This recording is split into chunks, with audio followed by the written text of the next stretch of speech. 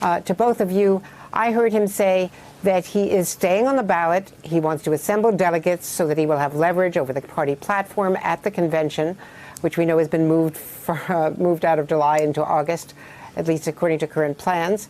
That he believes that he has, as we say, won the ideological struggle, and Shaq, that his campaign has been more than a campaign, it's been a movement. And he is saying that Joe Biden is a decent man. He congratulates him. That is something short of an actual endorsement, but it is, for all intents and purposes, right. He is joining with Joe Biden. Shaq, first to you. That's right. You heard Senator Sanders say the struggle continues. That was how he's ended his comments. That was a live stream that he had for supporters.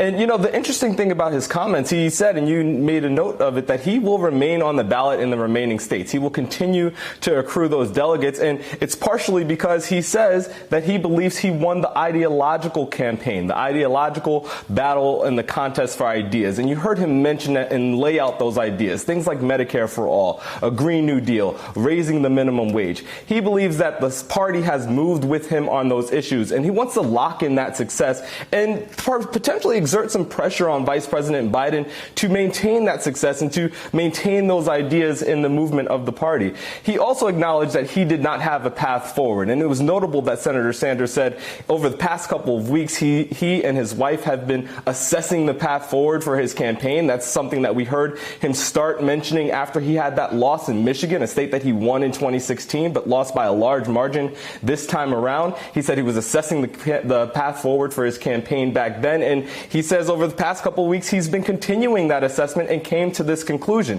Something that affected that conclusion, he also said in his remarks, is the crisis that we are facing right now. He said that he can't continue this campaign in good conscience, knowing that it could impact or damage the progress that we're seeing in this country. So Senator Sanders making note that he is ending his campaign. He does not see a path forward, but making clear that he wants to keep up the argument for the ideas that he's been fighting for, not just this campaign, not just in 2016, but ideas that he's been fighting for his entire political career. Hey there, I'm Chris Hayes from MSNBC. Thanks for watching MSNBC on YouTube. If you want to keep up to date with the videos we're putting out, you can click subscribe just below me or click over on this list to see lots of other great videos.